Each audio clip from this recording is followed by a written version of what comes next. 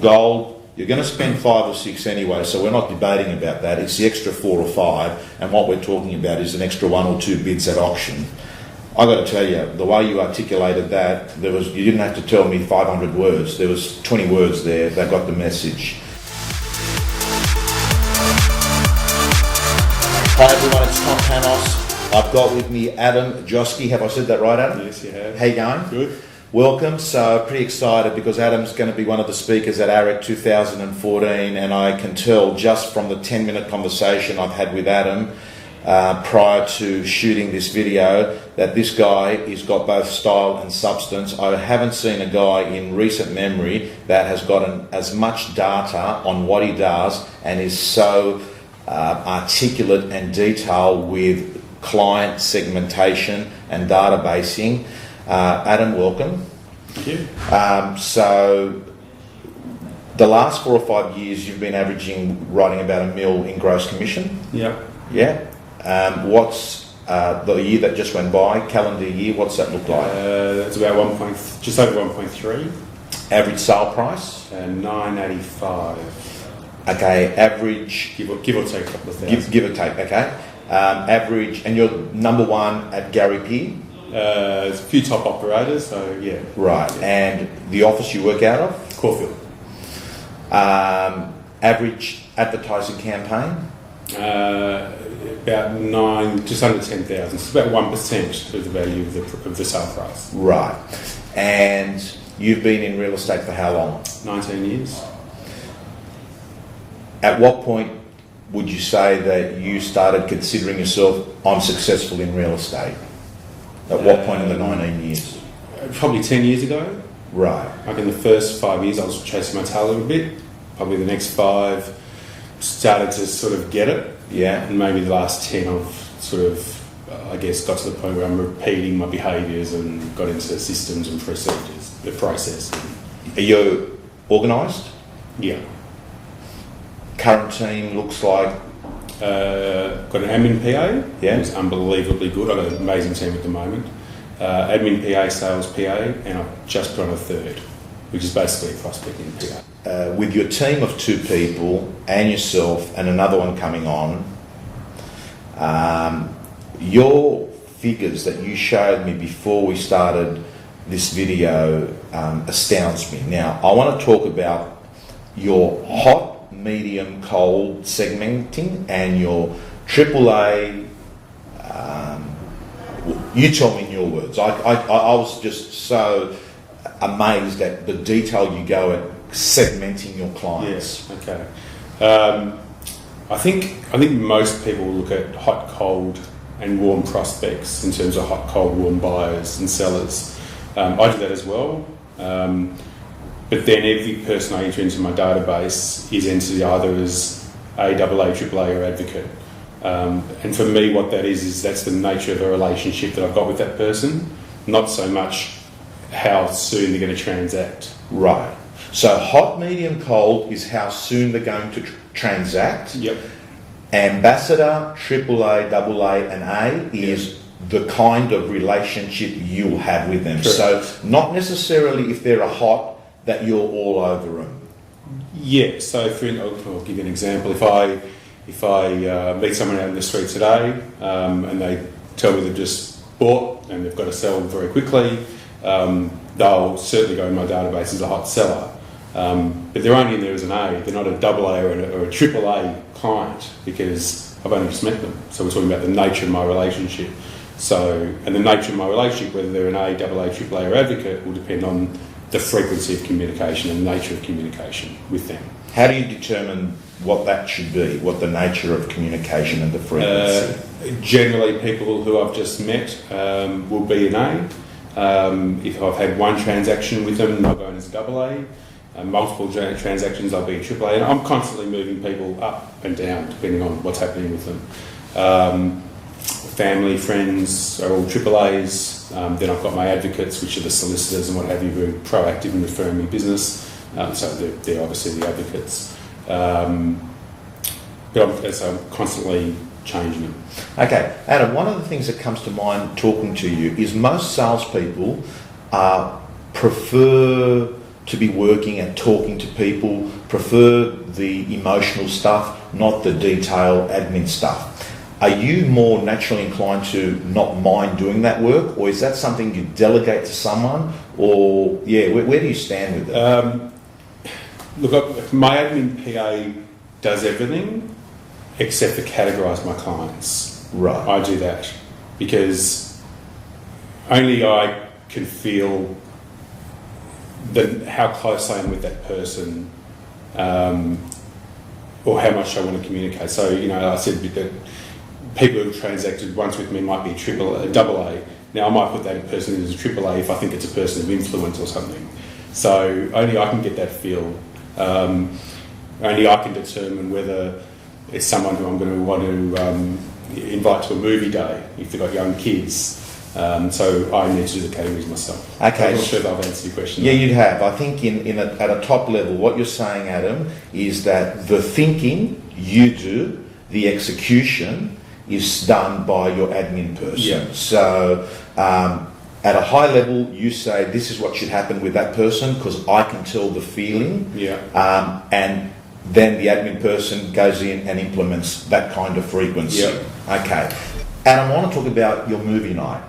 How often does that happen? I do it every year in December.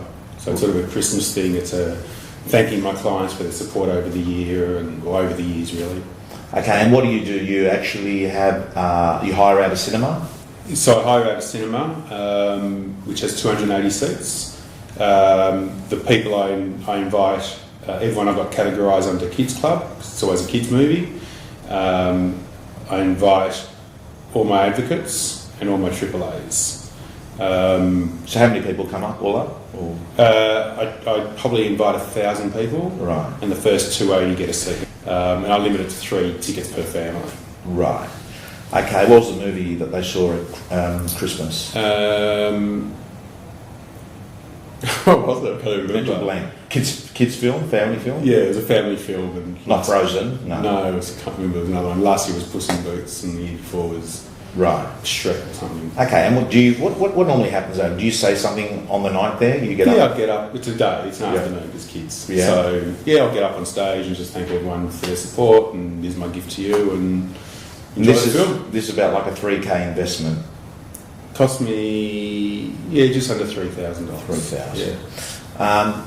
Adam, you're also very good at your whole territory. I've noticed. We looked at your iPad, and if I could show you, it'd be a lot easier, but I'll try and articulate that Adam's got his marketplace cut up into how many territories? 26. 26. And whenever something happens in one of those territories, you then action. What is it? A just sold, just listed? Could be anything from. Could be, if there's any activity, I try and make it my business to know what anything that's happening within that, what I call a zone. So, just sold, just listed, invite to auction, just sold. I'll send them anything from a new cafe, there's a new shoe store opening, and I'll cut a deal with them and send it to everyone within that zone or the surrounding zones, depending on how wide I want to go. So basically, I draw a circle around that zone and then work out, I guess, how wide I want to go around that. Okay.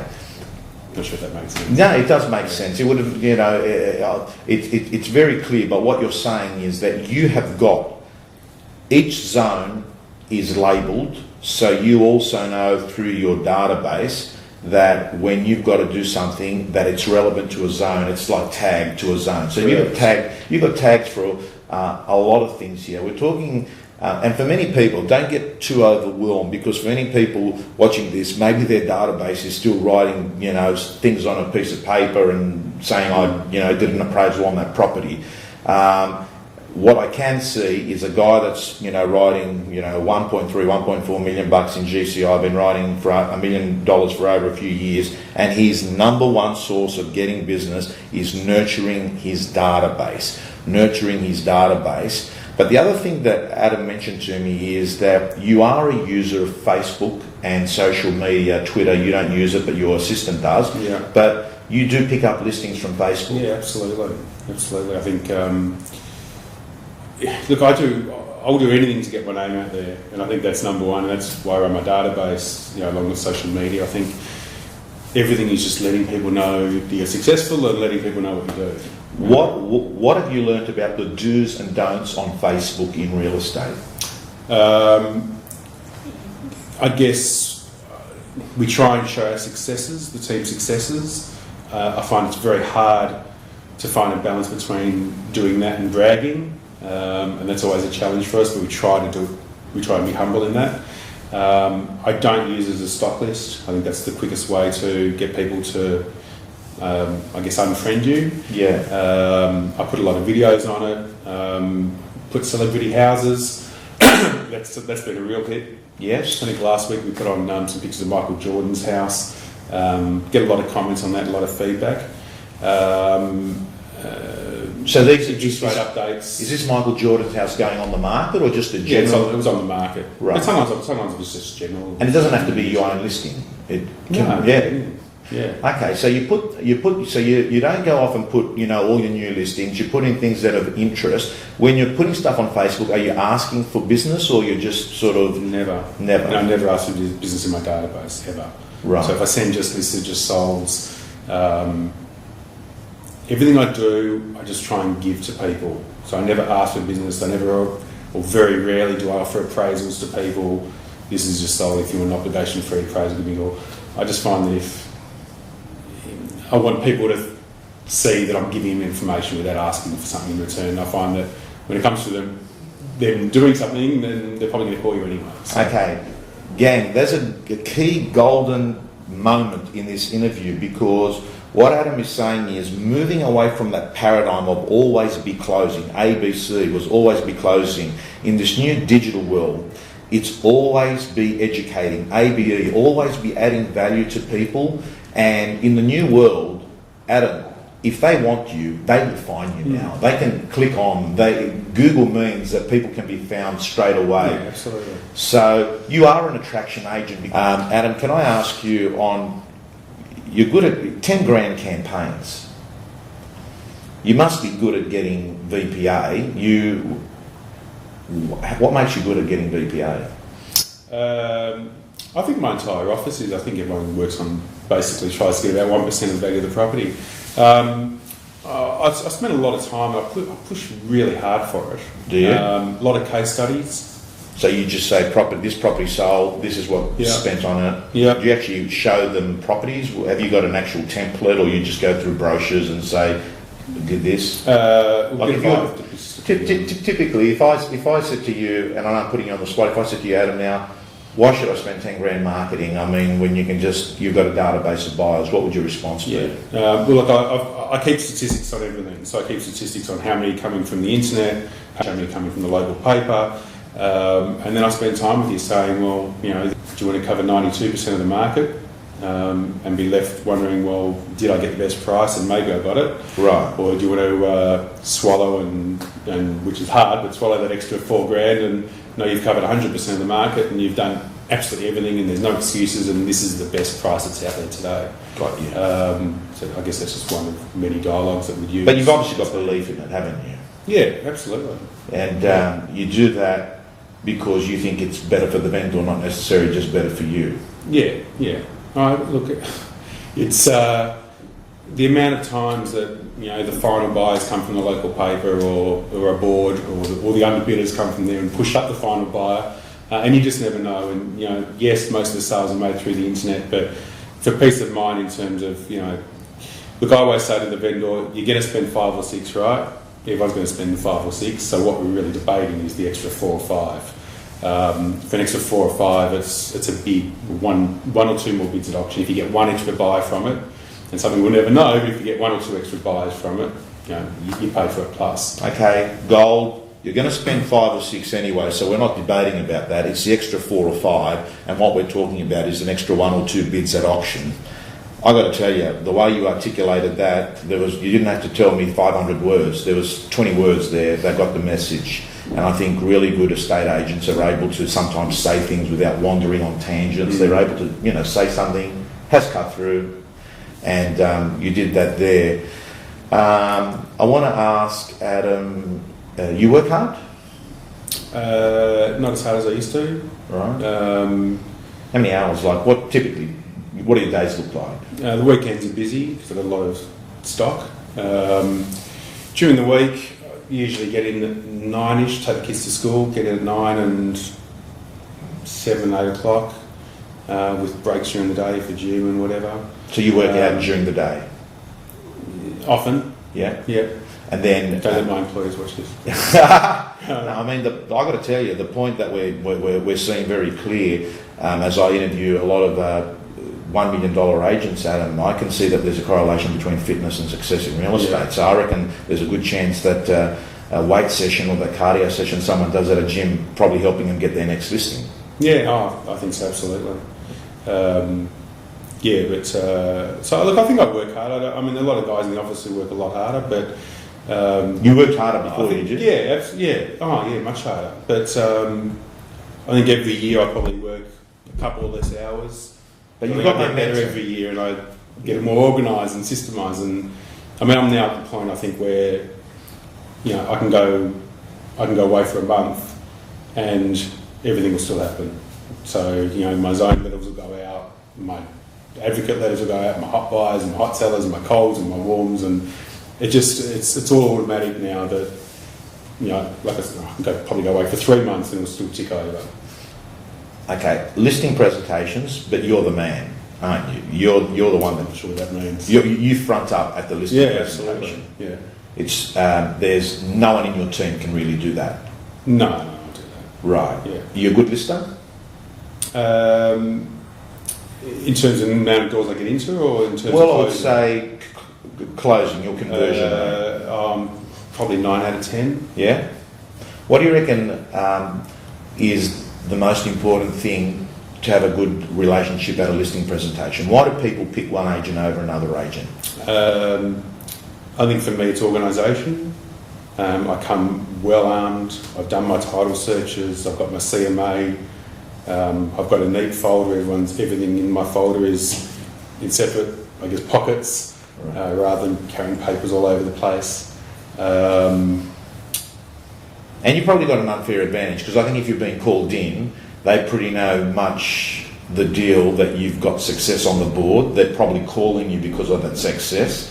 So maybe you've got an advantage once you're getting into there, but you probably don't take that for granted. No, I don't. And I find there's a lot of loyalty these days, and people who in fact, yesterday I got an email from someone who I've had 4 transactions with. They live in Hong Kong. Regularly ring me for information, updates and whatever. Sent me an email yesterday saying we're selling, but we're still pulling another 2 agents. So it's a very competitive marketplace. I think I've got an advantage, but I think I'm never complacent. Right. And I always have the attitude that I'm losing. I'm losing the listing and I need to do more.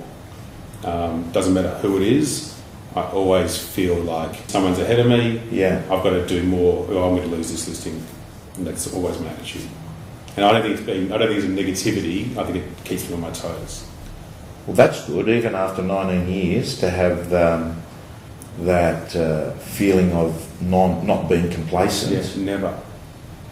I think if you're complacent, I think if the client sees that you're taking the business for granted, I think that's when you're in trouble. Right.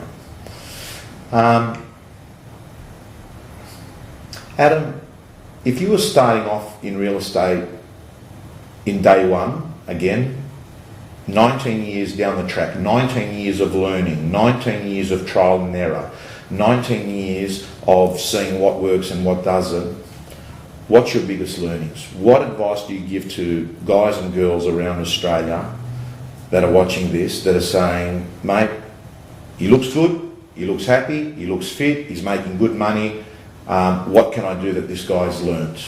What would advice would you give? Look, for me it's database. Right.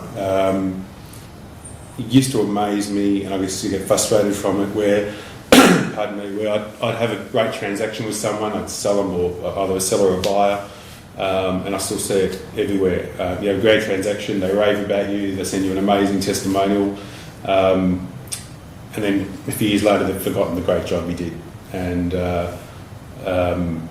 just as the years go by, you're more and more forgotten. And I think that I would look at, I guess, foolproof systems to stay in contact with everyone forever. Right. I guess I'll give you a quick example. Last year I went through all my testimonials that I'd received over the years. Just at Christmas time it was a bit quiet, so there's probably, I don't know, 300 or something, and sent all of them back to the person who sent them to me from years before, with a little note saying, I was just cleaning up, spring cleaning, found this letter you wrote me, it was so kind, the words you wrote, just thought I'd share it with you. Right. That got me some really good sort of feedback. You got 4,000 on your database, Yeah. is it? 4,000.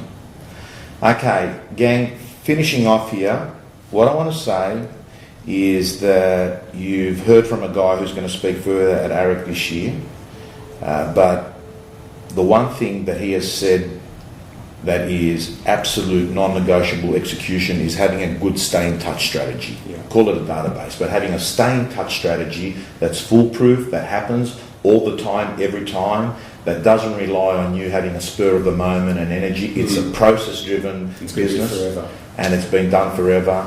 Adam, thank you so much, and we look forward to seeing you in person at ARIC. Thanks for having me. Because in print and online, we've got an alarm going here. This is extraordinary, but we are safe, and we're back here again. Fire on it. Well, we're grateful because we're still alive, so that's a positive thing.